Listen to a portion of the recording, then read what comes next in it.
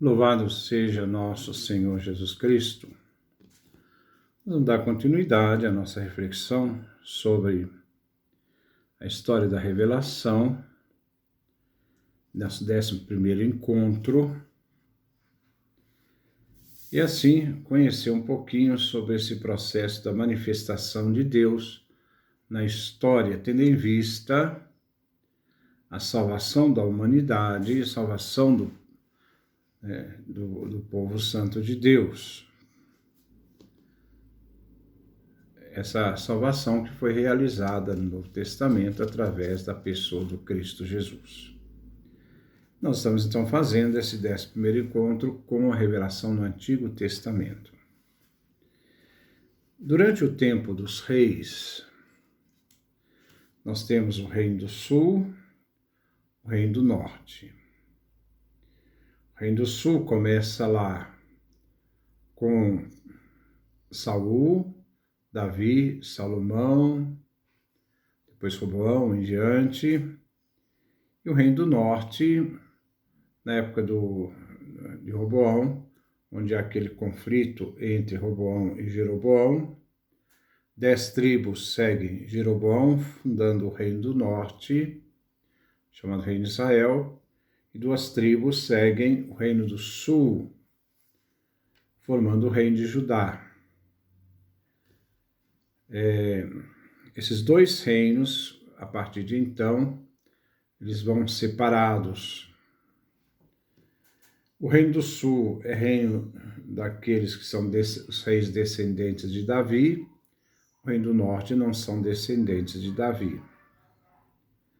O Reino do Sul tem sua teologia fundada na tradição javista, onde as origens textuais sempre referem a Deus como Javé, e o Reino do Norte tem como tradição a tradição eloísta, sempre eles tratam de Deus como Elohim, o Senhor dos Senhores. Dando 2 perspectivas históricas.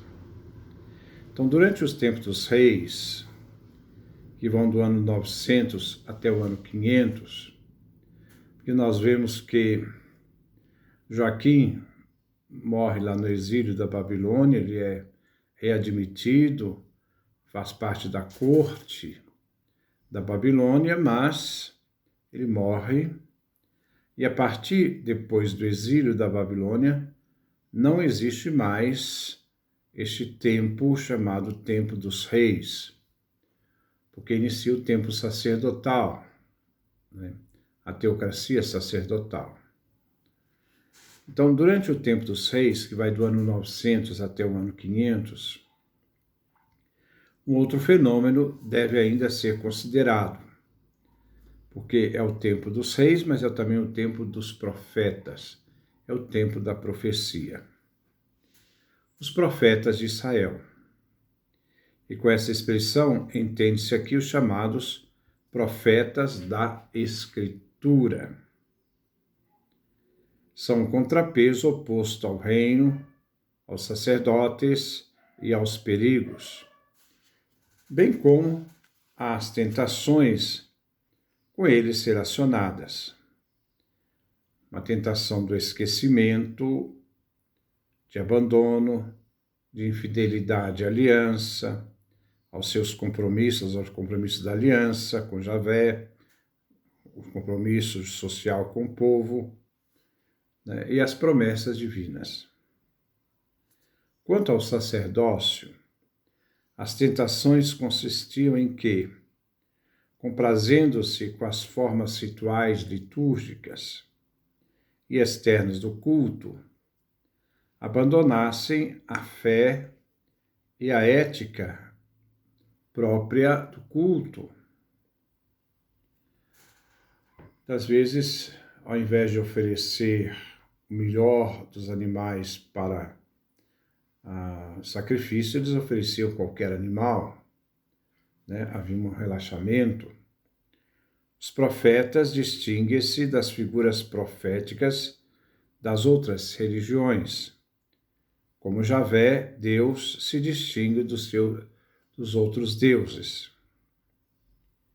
Eles estão coordenados e determinados. Eles estão coordenados a determinadas figuras reais de reis. Elias está unido a Acabe. Isaías está unido a Ahaz. Jeremias a Joaquim e Sedecias. Sempre estão inseridos dentro de uma época, né, real. Ezequiel estava já no exílio da Babilônia.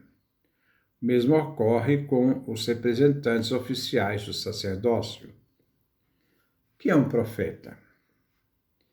Encarando-se o sentido pleno da palavra, é aquele que fala em lugar de outro. Trata-se, portanto, de uma missão e, ao mesmo tempo, de um encargo que lhe é conferido, de uma autoridade que lhe confere a missão de profeta. Profeta é alguém que Deus desperta, escolhe e chama.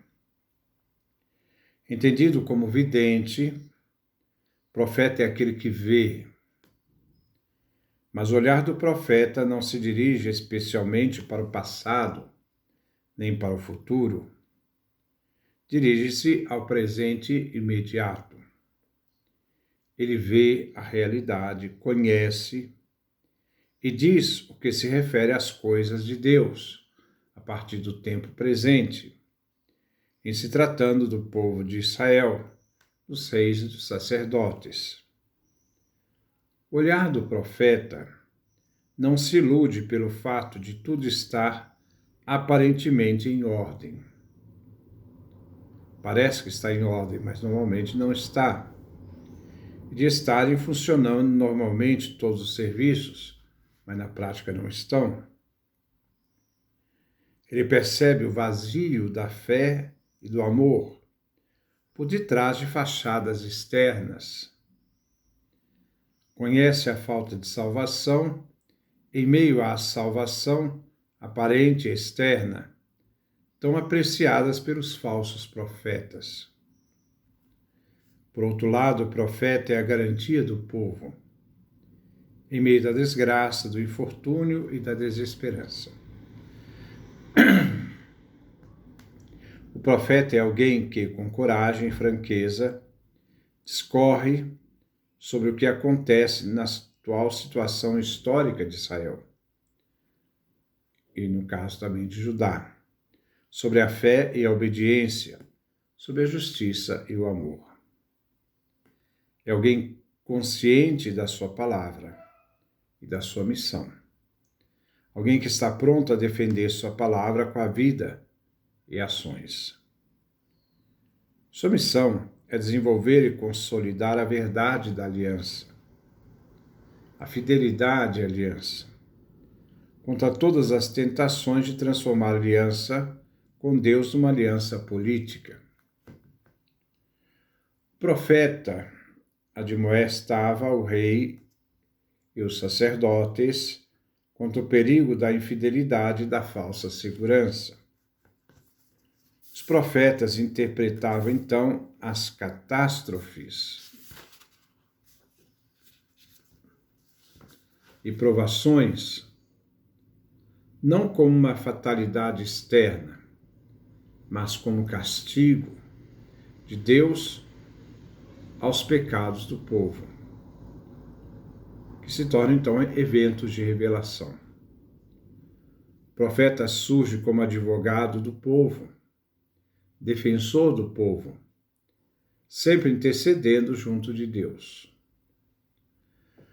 Intercede o profeta junto de Deus, o Deus da aliança e das promessas, para que se lembre do seu juramento, para que seu povo escolhido, obra divina de Deus, não se torne motivo de zombaria no mundo.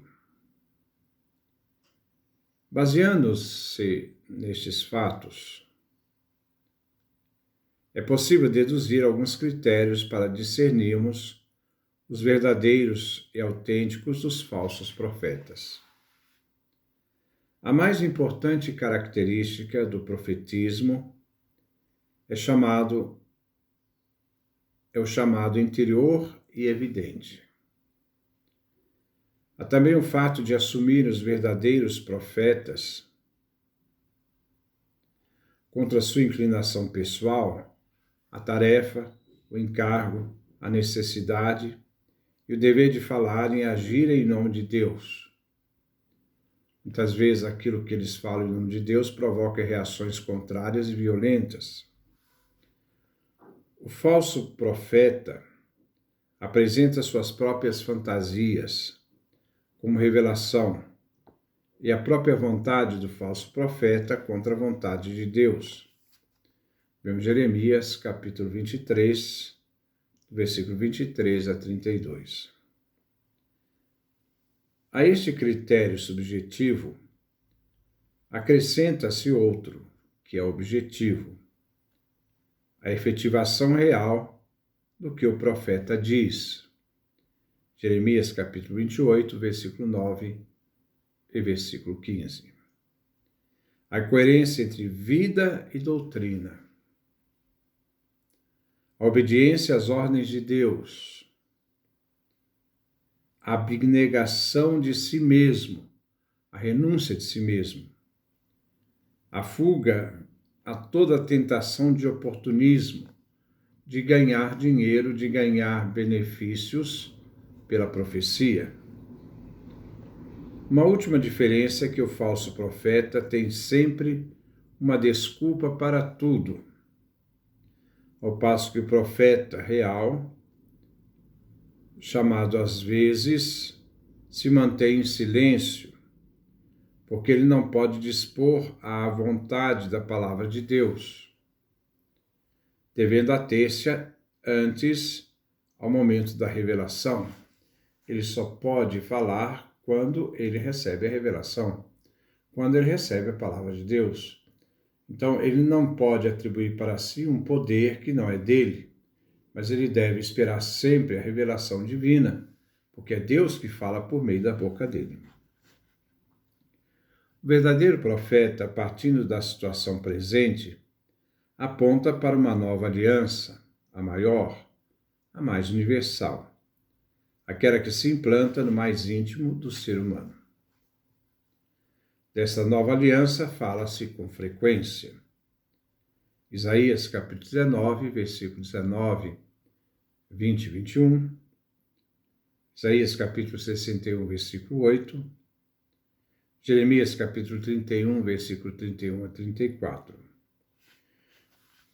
Diz: dias onde vir oráculo do Senhor, em que firmarei nova aliança com as casas de Israel e de Judá. Diversa, porém, será da que concluí com seus pais no dia em que pela mão os tomei para tirá-los do Egito. Pacto, aliança que violaram, embora eu fosse o espólio deles. Eis a aliança que então farei com a casa de Israel. Oráculo do Senhor. Incutir-lhe-ei a minha lei, gravá-la-ei em seu coração. Serei o seu Deus, Israel será meu povo. Então ninguém terá encargo de instruir seu próximo irmão, dizendo: aprenda a conhecer o Senhor, porque todos me conhecerão, grandes e pequenos, oráculo do Senhor. Pois a todos perdoarei as faltas, sem guardar nenhuma lembrança dos seus pecados. Ezequiel: concluirei com eles uma aliança de paz, estabelecerei para sempre o meu santuário entre eles. Ezequiel capítulo 37, versículo 26. As palavras do profeta Jeremias foram pronunciadas durante a maior catástrofe do povo de Israel, no tempo do cerco e da destruição de Jerusalém. A de Ezequiel, durante o próprio cativeiro da Babilônia. Com esta importante ocorrência, chega ao seu fim um período da história de Deus entre os homens. Esta não se teceu, repetímo-lo, de manipulações políticas ou graças a um processo histórico regular, como externamente pode parecer, mas graças ao diálogo entre Deus e seu povo, feito de apelo e resposta, de mandamentos e obediência, de missão e fidelidade. Esse diálogo, entretanto, devido à não correspondência do povo de Israel, que rompe a aliança, este é o povo de Deus, que quebra a aliança, visto que, em seu conjunto, este povo fracassou. Tal processo não ocorreu porque devia ocorrer. Ao contrário, porque da parte do homem, assim foi querido e realizado. Deus tem um projeto. Esse projeto ele manifesta através da aliança. Esse povo é chamado a participar deste pacto e dá o consentimento a esse pacto. E tudo aquilo que Israel passou foi em consequência do rompimento deste pacto. Foi consequência do rompimento do pacto. Então, nós vemos que a história não é algo automático. Muitas vezes existe um projeto para a humanidade, mas muitas vezes são os homens que destroem ou às vezes dificultam toda a ação desse projeto. Mas é Deus sempre que vai, como Senhor da história, vai vencer no fim. Ela precisa ser concretizada no encontro com Deus e com os homens, para que as coisas possam acontecer. No encontro dos homens com Deus, Deus com os homens com Deus. No encontro dos homens entre si. A história começa a existir somente quando o homem a ela se abandona e desiste de querer impor-se a ela. Então, essa aqui é a nossa reflexão de hoje,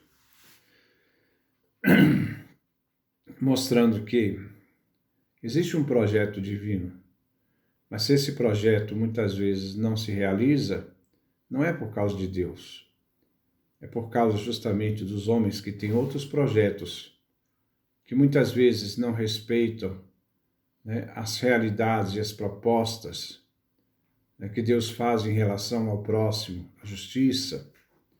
E os seres humanos, então, ao destruir esse projeto, muitas vezes assumem uma consequência de destruição, uma consequência, muitas vezes, de persistir no mal, e isso faz com que a história, que deveria ser uma história que constrói a vontade de Deus, se torne uma história contra a vontade de Deus, onde o projeto humano e a ganância humana e o assédio de seu poder muitas vezes se impõem à maioria das pessoas, porque Deus tem um projeto para todos, e muitas vezes as pessoas fazem esse projeto exclusivista para si. Isso aconteceu na história de Israel, isso também acontece nos nossos dias de hoje. Que Deus nos dê a sua graça, a sua bênção, sua face resplandeça sobre nós.